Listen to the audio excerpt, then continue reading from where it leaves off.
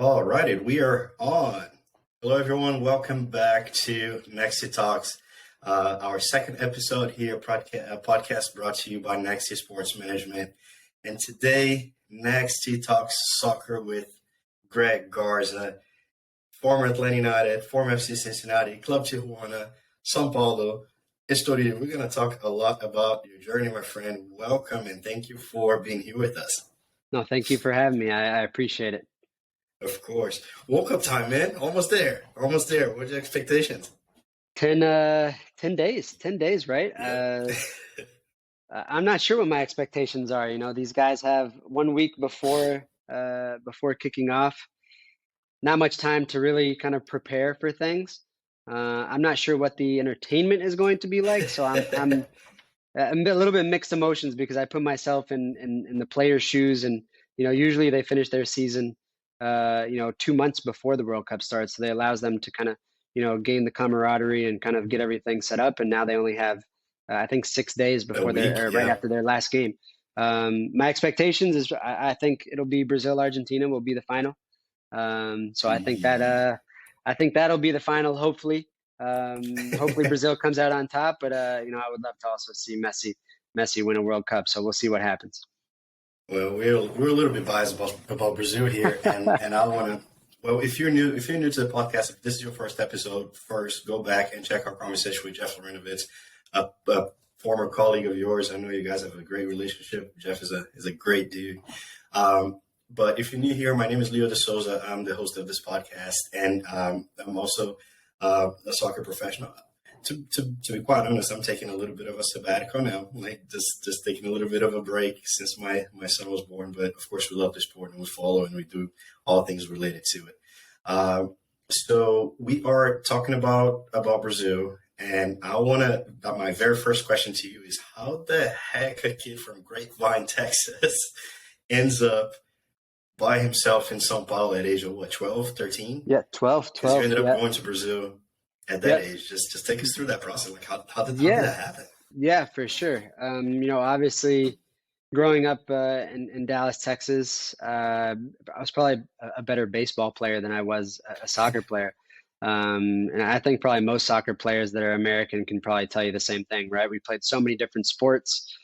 Baseball was my sport along with soccer. And then it got to a certain point in time to where I had to make a decision what I really wanted to choose in life. And that came with the opportunity of moving to Brazil. I had a coach whose name was Teodoro Santana.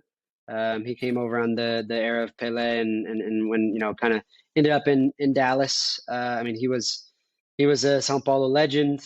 Played at Ponte Preta, a lot of different clubs within Brazil, and he was my mentor. He was my first guide in life to really follow my dreams, and took me under his wing and placed me literally on top of his shoulders. There's a great story. My very first training with him, I believe I was 8 years old, and we had to hang the nets on a football field goal or whatever it may have been, and he dropped me off of his shoulders the very first time I met him. And I think he thought the first thing my parents were going to do was sue him or whatever it may be, right? But you have this guy that was just so humble and so down to earth.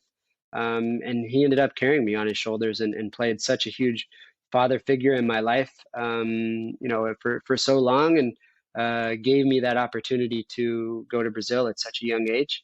To follow my dreams. And that was something he sat me down with my parents at a very young age and said, look, I think this kid has a God-given talent, has something very special, but I want to throw him in with the Lions. I want to throw him with the Tigers, where the best players are created, the best players are bred, because I think that will eventually help him with his development on and off the field. And that's where it all started. And what year we're talking about it here? Because I was in sixth grade. So this was the first time I went was probably, let's say 12 years old. So a very young age. And this is crazy because so I moved to the U.S. First time I came to the U.S. was 2011, right? And my mom was like, is this company, like I was brought from Brazil by a company called Challenger Sports.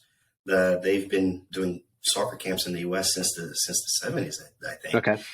And my family was like, hey, are you sure they're not going to steal your kidney or anything like Right, that. right, right, right, And for sure, internet was still a thing. It was for already a sure. thing, and we could call Yes, people. And back in your back in like you're such a young age, and of course we're talking about 20 years ago. Like it was yeah, difficult to make a phone call for sure. and Yeah, make sure that everything was all right. everything was a calling So card.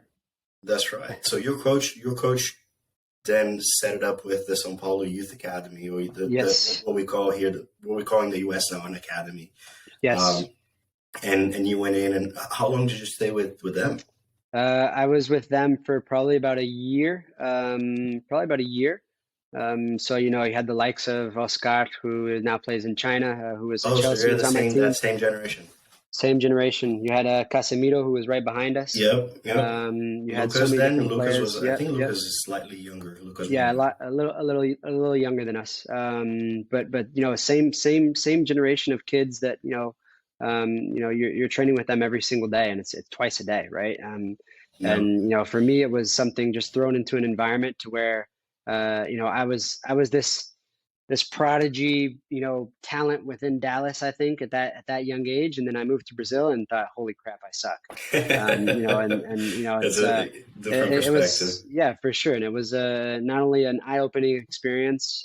You know, I always tell people, you know, I learned so much. I think I had that God-given talent, right? I think we're born with that God-given talent. I think I learned, you know, the determination, the discipline, just to hold myself accountable and responsible. And I think I really started to learn, you know, different aspects of life, right? A lot of these Yeah, kids came from the favelas, they came from the slums, that's right. and I really saw myself as someone who was very privileged to be there. At the same time, because I had to battle for my spot while I was there as well, just as they did. But I think, you know, what I really learned more so was, you know, I could easily I could go back to the States and live, you know, a middle class, you know, lifestyle that I Comfortable. had. Yes. Yeah. And a lot of these other kids that were there, that was their only way out, right? It was their only way to think about, you know, this is what I need to do. They were 12 years old, right? And they were That's thinking right. already in their mindset of, this is my way to create an opportunity for my family, or to get my family out of the situation that they're in. And that was probably one of the most valuable lessons that I learned while being there. I Being 11, bet. 12 years old, and growing up quite quickly and understanding those things, besides learning a new language in 3, 4 months. And when I started to speak Portuguese, besides that, just so many valuable lessons that I learned just by being there, that I always tell people that, you know, I think that God-given talent of having something within my blood and within, you know, whatever God sprinkled on me when I was born with Yeah. soccer, but so many different, you know, other components and other vital things that I learned off the field there really shaped me into the player that I was, but also more so the person. And then we continue to move forward, continue to progress as a youth player.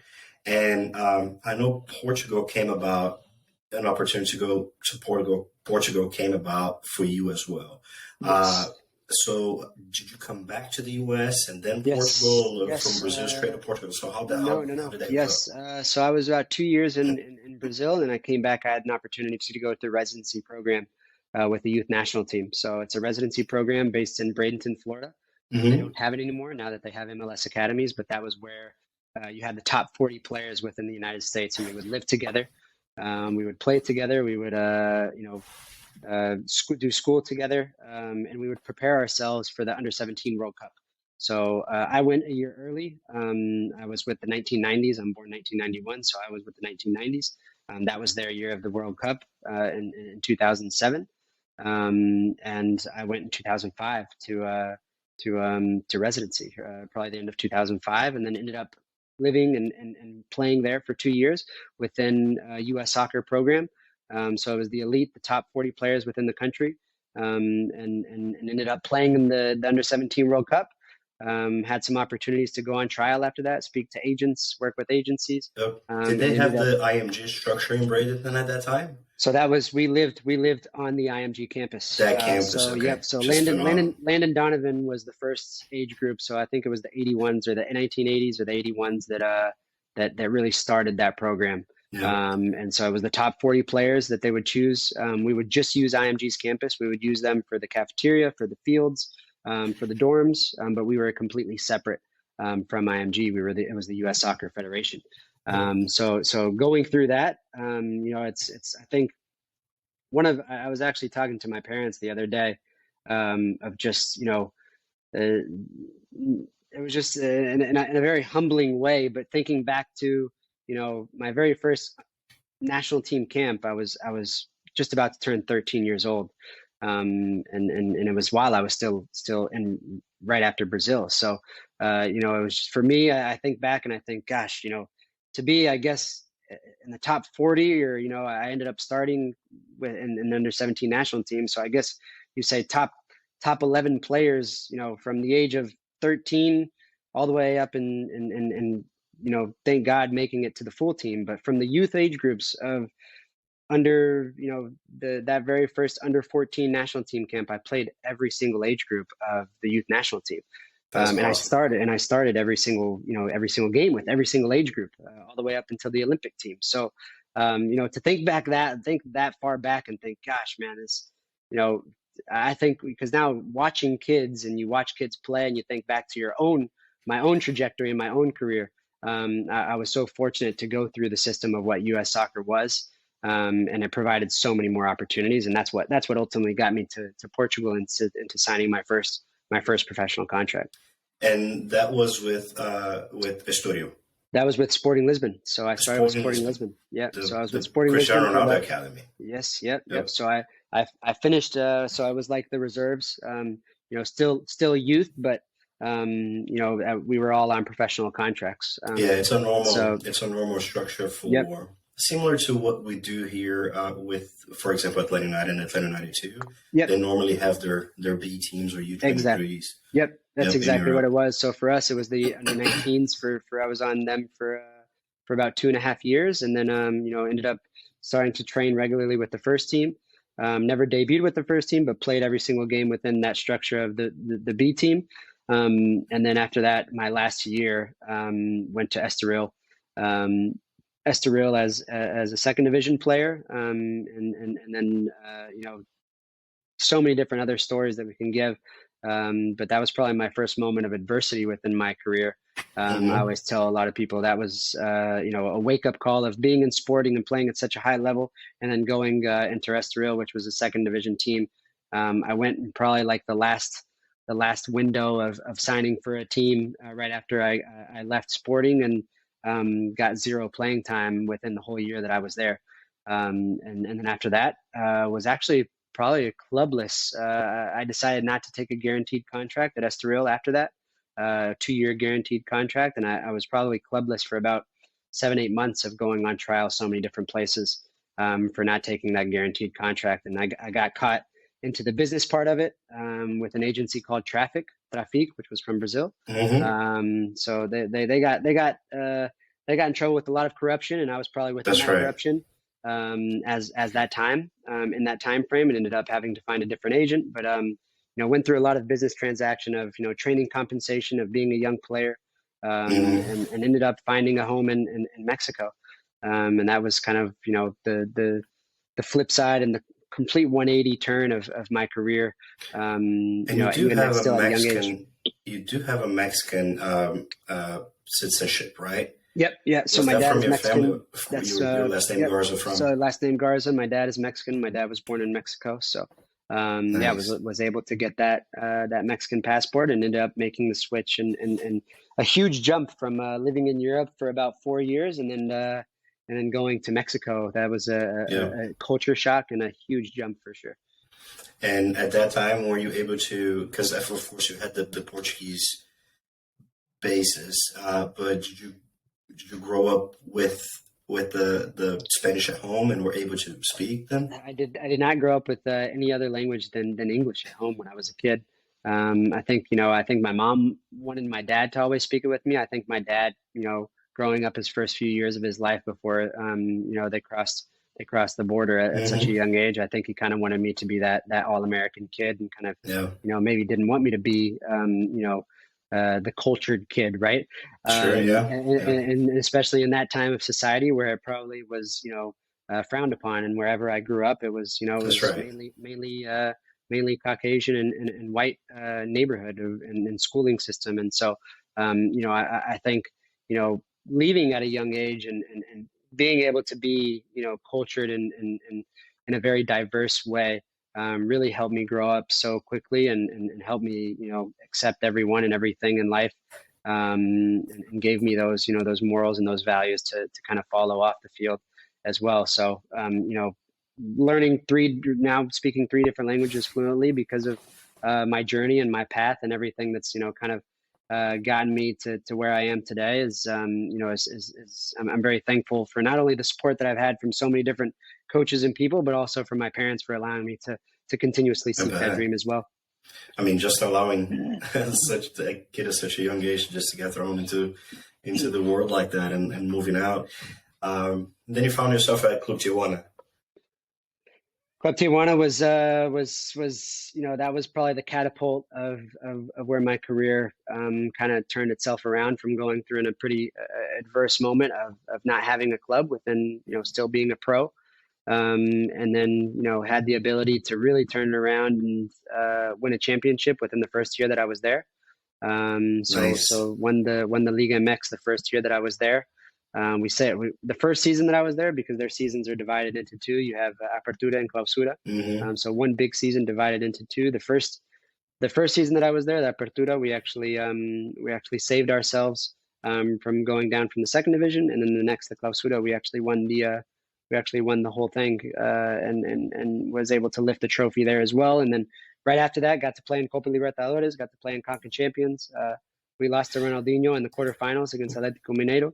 Yep, I vividly remember that game. Yeah, for sure. He scored a goal chipping over the goalkeeper. Yeah, yep. So, for us, for myself, of just, like I said, a complete 180 turnaround of where my career was and where my career shot off to, and ended up having the ability and the opportunity to debut within the national team while being with Tijuana as well, and kind of made my mark there as well, and so many happy memories within Mexico. I still have homes in Mexico. I still hold it very close to my heart. That's where my first child was born. My first child was born in Tijuana, so he's Tijuanense, Mexican to a passion. We always, mom is Brazilian. I'm Mexican American, and my kid looks nothing. He looks less Mexican than I do. And he is diehard, pure Mexican blood. The way he acts and the way he loves the Mexican national team. If Mexico, US, and Brazil are playing, he is rooting for Mexico. He's going for Mexico, and it's so awesome to see, because that's what the world and soccer is all about. It brings so many people together, right? Whether you're from Brazil, whether you're from the US, whether you're from Mexico, it's you have so many passionate countries within, and I love that my kids also get to have that bit of diversity at such a young age, right? They get to understand the passion that comes from all of those different cultures, and that's something that I learned at a very young age. So it's awesome to see because now that's spreading into our children. It's hard to explain for Americans when, and of course we would always have this conversation. Me being from Brazil and working here with soccer, we'll always talk about the World Cup and the culture and how soccer is in Brazil. And it's hard to describe. Like if you think Super Bowl mobilizes a community and a nation, like folks don't quite understand. Like if Brazil's playing in the World Cup, like kids are out of school. Like you don't go to the doctor. There's no dentist appointment. There's nothing happens. Nothing else matters, right? Correct. And it's difficult for you to really understand if not involved in the process. So if you haven't been there, but let me tell this story because that's actually the first time we met, right? And I remember I was working at the Brazilian consulate here in Atlanta. We're recording this podcast from Atlanta, and you had recently signed for to play for Atlanta United. Of course, everybody was crazy about the soccer franchise coming to Atlanta. Me as a soccer professional, as a coach at that time, and also working at the Brazilian consulate, I was even more hyped. And I just see you walking in and walking out, and I'm like, "Hey, Greg!" from my window. Hey, Greg! I was doing somebody else's passport. But hey, dude, I just wanted to introduce myself. What are you doing here? And I'm like, and then that was our very first interaction, and you spoke Portuguese fluently. I'm like, what is going on? I had no idea that he would speak Portuguese. And so you have, did you have any kid that was born in Brazil? No, no. You have three, right? Yeah, we have three boys. Three boys. My first son was born in Tijuana. My second son, born here in 2017, the inaugural season here in Atlanta, and my third child born in Cincinnati. Oh, So nice. they are spread out. They are all All over the over. place. I kind of feel sorry for the one that was born in Cincinnati because he was born It's gray and cold. he's born during COVID. It's gray, it's cold. It's just so many different things. And the other two are always, I'm sure they're probably gonna, give it to him all the time. The first one he was champion in Tijuana. The second one he was champion here in Atlanta, and in Cincinnati I got last place the last 2 years of my career, right? Oh, no. So it's but I'm sure it'll be a good thing for them to kind of bash each other about and kind of give banter That's as right. they get older. And we're talking about Atlanta. You're shining at Club Tijuana, franchise coming from Atlanta. Tata Martino announced as a head coach. Carlos Bocanegra. Did you get to play with Carlos for the national team? I did not. No, Okay. he was before my time. And so how was the approach? How was the conversation for you to come to Atlanta? Yeah, that was another huge adverse moment within my career. I think in that moment, you look back into 2000, I believe maybe 2016. 2015 when Copa America. No, 2016 when Copa America is in the United States. Yeah. I wasn't able to play because I was injured. I had to undergo hip surgery. That was the biggest surgery within my career on both sides. So hip reconstruction on both sides, also done with sports hernias in the middle as well. I was starting with the national team, probably the peak of my career.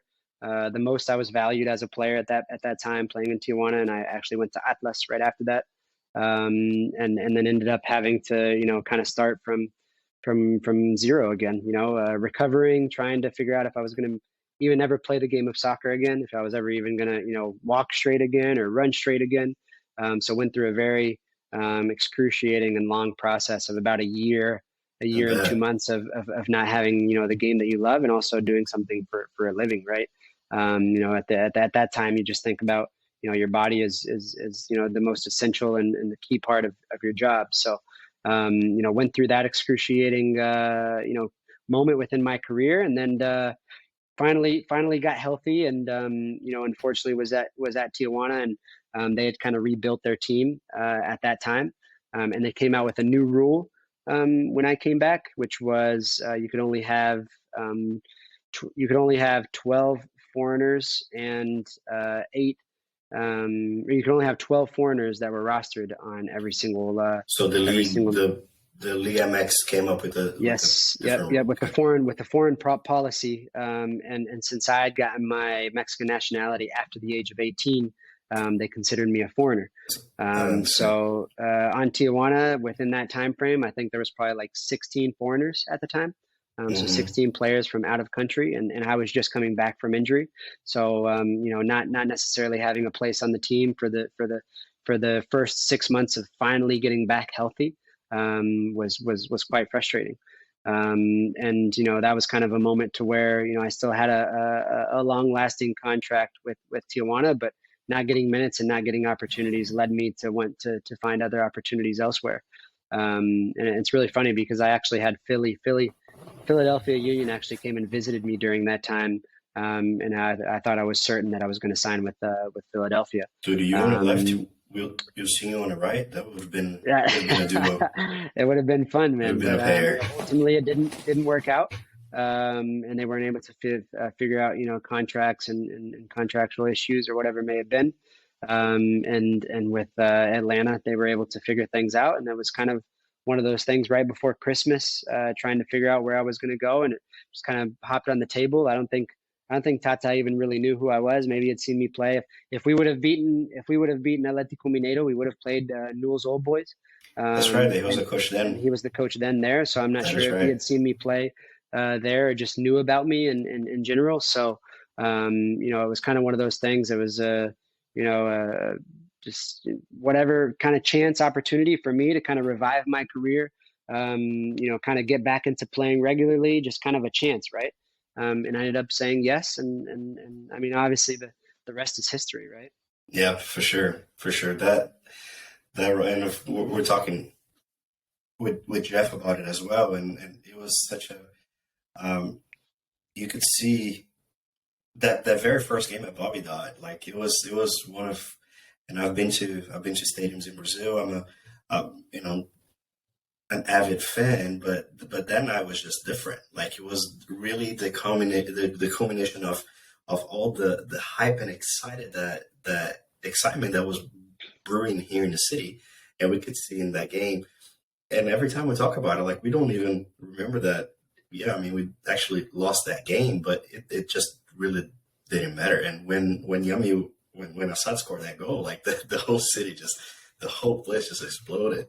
And that even that very first season, we weren't able to succeed, but the core was there, the group was there, and you would see guys like Jeff, a diplomat, like so calm, composed, and you'd have guys such as Joseph, yourself, Leandro Gonzalez, that would just bring that fire and just bring that that passion in, and that group was very special. Like I've been watching MLS for the past 10 years now, and I'm yet to see a breed of soccer as we saw that Atlanta United team 2018. As exciting, right? Yeah, it was Correct. It was an exciting time. I think none of us had any idea what was going to come out of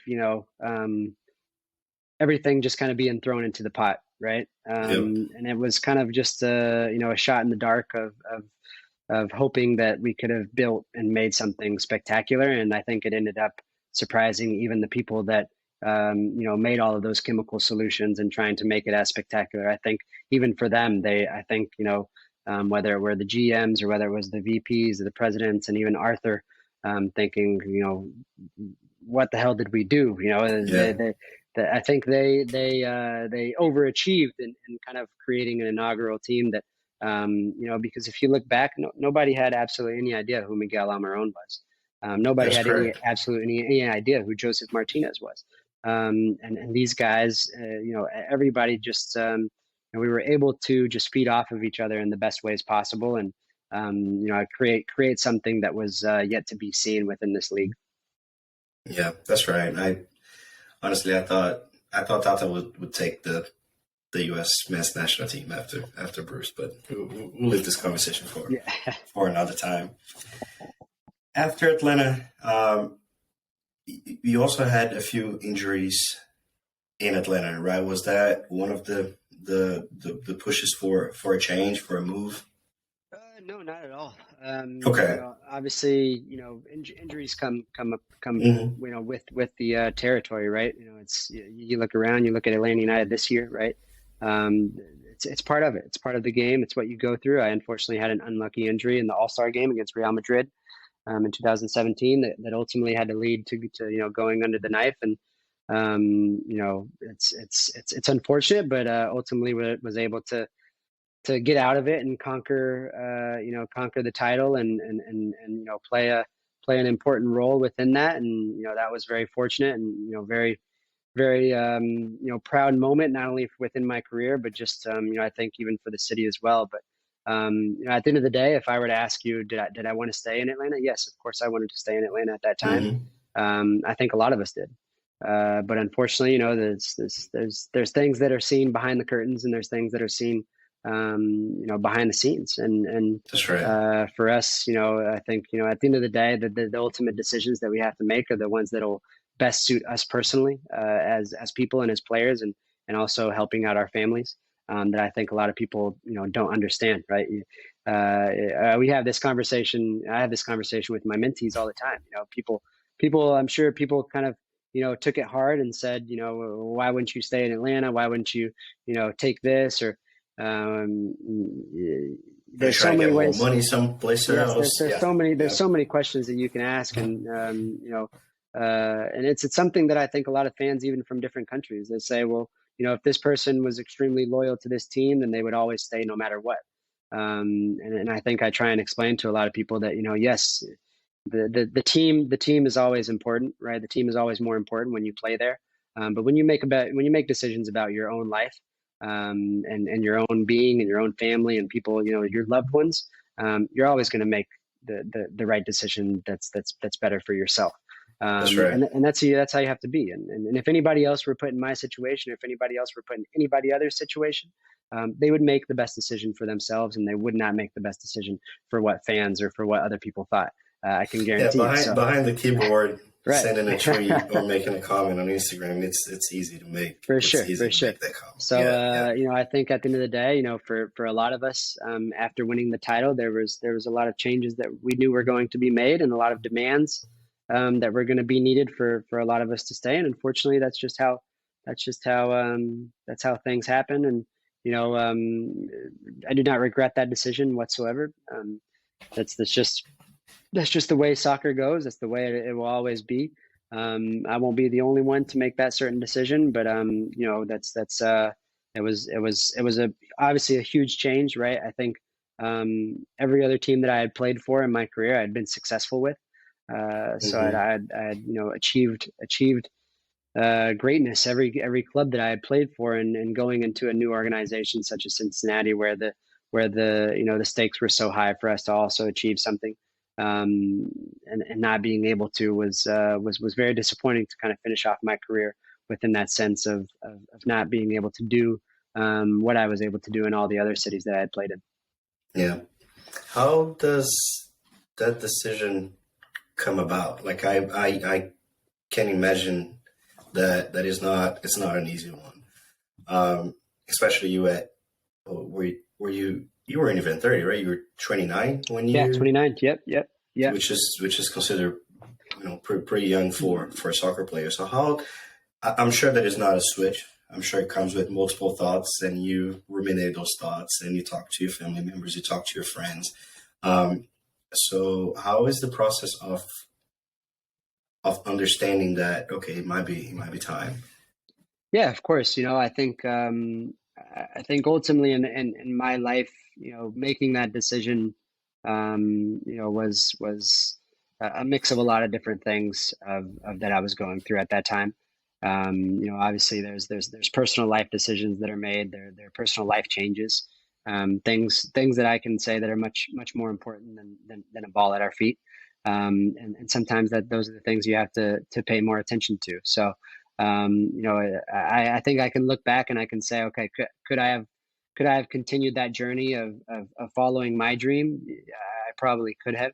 And I'm sure I still had a lot of, probably a few more years left in the tank, at a high level. But at the end of the day, there are decisions that we make in life, like I said, that kind of help me realize that, there are a lot of other things that are more important than just a soccer ball.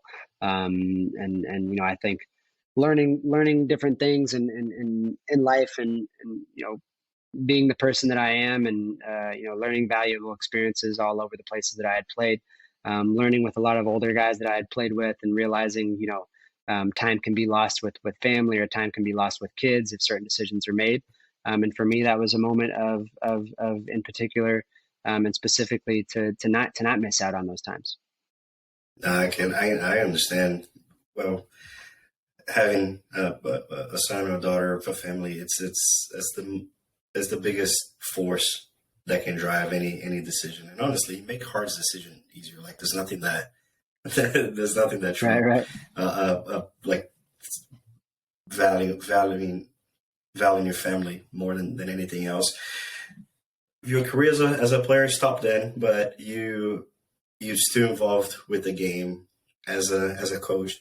And I want to make sure that we talk, that we get into Beyond Goal, and which is such a cool project that you have in partnership with Michael Parkhurst, another Atlanta legend here. Take us through that process. Like after you stopped, you settled back here in Atlanta, in the Metro Atlanta area, and how did it come about? Okay, I want to coach. I want to mentor kids. I want to give back to the sport in a different way now. Yeah, of course. I think for Michael and I, it was more of a conversation that we probably even had whenever we were still playing, right? Of how many kids do you see, uh, have a God-given talent? How many kids do you see have something so special at their feet, and they're just sometimes missing all the other vital and key components to kind of create that consistent success. I'm sure any one of us can always look back and say, man, whatever happened to that one kid that was amazing, or that was better than me, or whatever happened to that one rookie who came in his first year and ended up not getting a second contract, or what was missing within those kids games, or that person's mindset. And that's where I think we Michael and I can be very honest with each other and say we weren't the best players on every team that we played for, but we were great pros. We understood the responsibilities. We understood the ways to hold ourselves accountable. We understood how to create that consistent success by being a great professional and taking everything as serious as possible. We understood what consistency was. We understood what commitment was. We understood what confidence was, and all of these different vital and key components that are not shown on the field. Right. These are things that are created within how we think about ourselves. How we carry ourselves on and off the field, how to deal and cope with pressure. So many, how to be great leaders on and off the field, how to be involved in the community. So many different things that we saw within ourselves, and that's what created our success. And you look at the youth, environment with what sports is these days, and it's changed dramatically since when we were That's kids. crazy. The time, the commitment, the sacrifice, the how many how much pressure these kids cope with, how much pressure they go through at such a young age.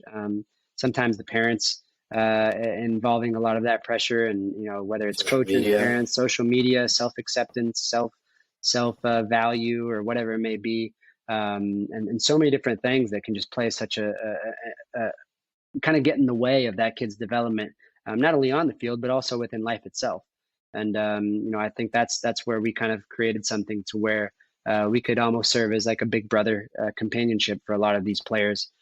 Give them someone that can be in their corner, someone who has kind of been there, done that, gone through the same process, gone through the same journey, and kind of give those tips and experiences and little nuggets that they can kind of take and carry along with whatever they do in life, whether it is soccer for the rest of their lives, whether it is them creating a college education within soccer, or whatever they do in life.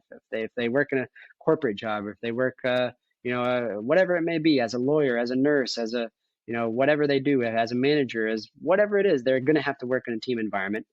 We all know that, right? We all work in teams. That's right. And I think Mike and I were people that understood the value of what it was to lead a team, what it was to serve and understand your role within a team, and what it was to be a great teammate, what it was to use those key components that we had as individuals to create a successful team environment. And those are things that we now have the opportunity to kind of really spread that knowledge and spread that wisdom within the young generations. I always say, if we can nip it in the bud as quickly as possible for these kids to understand the responsibilities and ways to hold themselves accountable at such a young age, then whatever they decide to do in life, they will be successful. And So that's you kind guys of good. currently have players that are youth clubs, right? Yep. Out of some MLS academies. Yes. What is the youngest age that we start Our mentoring youngest player kids? that we probably have is probably about 10 years old. And obviously you want to have a great relationship, not only with that player, but also with their parents, and Mhm. helping them understand, the maturity levels, and obviously, understanding that they're able to sit down and share a lot of these things that I just spoke about, whether there are frustrations that they are dealing with on or off the field, and then sometimes it can be a hard thing to really speak about. To speak about your feelings or what you're dealing with sometimes can be difficult. And I think I would probably say most of our kids are probably between the ages of around 12, and then we have kids that are in college that are 19, 20 years old. So within that realm of boys and girls, of so many people that have given us the opportunity to play such a huge role in these kids' lives, and just providing them someone, other than mom and dad, that they can speak to, and somebody that they can really relate to. and share what's going on in their lives on the soccer side of things, and just kind of guide them through those through that pathway, and kind of help them reach whatever it is that they want to reach. For sure. So it's structured as a one-on-one sessions, appointments, where you touch base regularly with the player. And I'll make sure, guys, that we have all the websites, contact, everything's going to be in the description of the video, and in the description of if you're listening here through Spotify or any other podcast playing place. We have all the information. But if a family that is listening to us and want to reach out, like what is the best way to do it, and how is the structure? Is it a package of sessions? Like I want us to dig deep on it so folks can know where to find you. Yeah, for sure. No, we work in so many different ways, right? We not only work with individuals. I would say most of our sessions are with individuals, but we work with teams as well. Obviously with the individual component, you probably will get more out of it because it's really creating that bond and relationship with that individual player. And we usually do packages within those systems. We kind of think that if you just do one session with us, you're just seeking, a small piece of advice, right? And our system is mainly to, be a mentor and be a guide for these players, that they can, build a long lasting and an everlasting relationship and bond that's created with us. So our packages that we usually have, our multi-session packages are four sessions. Our first session is usually about an hour, to where we're able to dissect as much information as we can about that individual, about what they're going through, where we can start to help them and implement different strategies and plans. And then the next 3 sessions are usually about 30 to 45 minutes. And I think the coolest thing about our program is that there is no set structure for every single kid that we work with. We've now worked with probably over 200 individuals, and we've probably worked with over 1,500 kids within the last year within a team environment. And there is no set structure to where we say this kid is going to be exactly like this kid, and we're just going to give these same plans and same curriculum to every single kid, because every kid thinks about themselves differently. Every kid views themselves differently. Every kid thinks about what they are doing on the field differently, whether it be positionally, or whether it be how they cope with certain reactions, or how they cope with certain things that are happening on the field. So and inserted in different environments too, right? Siblings, no siblings, single parent, all of that plays a factor on many different components, right? And so I think having that ability to kind of really custom tailor it and kind of work towards what that individual truly wants has been so beneficial. And we're also continuously learning with it as well, right? And understanding how each and every single player thinks and views and values themselves is so interesting to see from our perspective now that we don't play anymore. And so that's it was a way for us to kind of give back to the game that gave so much to us, and really help a lot of players understand things that made us successful on the field. And that was the mentality, that was the mental aspect, the mental fortitude of getting through certain moments. Any player outside of the sport of soccer? Any player from a different modality? Yes. Yeah, we have tennis players, we have golf players. That's awesome. So many things that come hand in hand in the way that we view ourselves, the way that we cope with pressure, the way that we make a mistake, right? And it's really about how you kind of react off of those certain things. And a lot of these things, they go hand in hand. They go side by side, and coping with certain things, and working with tennis players or working with golfers. We probably learn so much from them as well, right? Because within soccer, you have your teammate to look at and say, okay, this guy or girl's gonna work twice as hard for me if I'm not having my day. Within some of those players that play other sports, they have nobody else that they can look around to, right? That's right. Diving into their mind and kind of really helping them kind of think, how we thought in certain situations has been super beneficial, not only for them but for us as well. Awesome, Greg. We're heading towards the end of our chat here. I feel that we have subjects, and we have resenha. Yeah, there you go. We'll just have to do this again. Word for the chat, so you can come on a different time. But I really wanted to get, of course, our idea here is to bring content to youth players, to collegiate athletes, to folks that are going through the the journey that you've been through. If you could share, like, what is your biggest takeaway of your life as an athlete, and the biggest lesson that you learned, and that you're applying now for your mentorship program with Mike. What is your takeaway as you look back in your journey? Like, what is your biggest lesson? Yeah, I think looking back at from a very young age, growing up a very uncommon childhood, right? And uncommon going through an environment that was completely different from the average American, and taking a different pathway. I have absolutely zero regrets. I would do it all over again. But I think within a lot of the things that we talk about, even with our mentees, is just to dream big. It's in whatever you do, create a consistent mindset and how much you want that, right? Go for that plan A, as much as possible. Continue to have that plan B in your back pocket. But give absolutely everything that you can towards that plan A, and to the last drop of sweat, blood, tears, whatever comes along with it, and what you truly want in life. And no matter how many times you fail, I have so many failing moments and so many adverse moments within my career of, Michael and I, we always joke, and we kind of use it as kind of, our pivot towards certain things of understanding our biggest lessons in life. And if you've ever ridden with an Uber driver, if you've ever ridden with a taxi driver, they were always this close to becoming a professional soccer player, right? If you take a taxi in Brazil, right, I can guarantee you that guy will tell you, I was this close. And you ask them what happened, and they said, well, I had this big injury, or I didn't have this, or I didn't have that. And I always kind of look, man in the mirror right there, look myself in the mirror, and I think, man, you know what? I went through, 10 different surgeries through my career.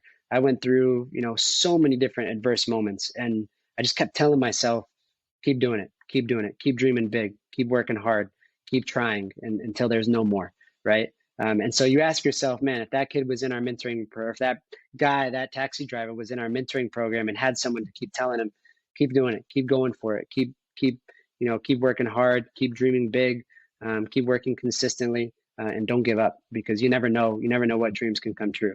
And that's kind of our pivot towards kind of, our biggest lessons that we can give, right? Is anything that you do in life, have the right mentality, have the right mindset towards it, no matter how many times you fail, and you never know what can come true. That's awesome, dude. I cannot thank you enough for taking the time. It is what it is now, like almost 10:30 p.m. On Thursday. I truly appreciate your time and sharing your experience. You're such a legend here for the city. It's amazing to have you as a colleague and somebody that I can call a friend. If you like this episode, please drop a like here, comment. Where do we find you, Greg? You have the TikTok, Instagram. Like, what is your Twitter? Yeah. You can just look at us on Beyond Goals, right? That's Beyond Goals. Yeah, Beyond Goals Mentoring. That's our Instagram. I think BG Mentoring for Twitter. And check us out, beyondgoalsmentoring.com. And we'll drop all the links, all the ads, everything here, so you can interact with Greg, interact with us. You can definitely find us at Nexty Sports on Instagram, Facebook, Twitter. We're all over. Greg, thank you so very much. We have a World Cup to prepare. 10 more days. And follow those games. It's gonna be a great time. I'm biased, but I think Brazil has a pretty good chance with 5 substitutions. I think that Brazil has great depth of making those subs and keeping the high level. For sure. So, but we'll follow USA very closely as well. Guys, thank you so very much. I appreciate your time. I appreciate you listening to us. Greg, once again, thank you for being here. And we'll be back for more. Buddy, right? You'll have a great one. Catch you next time.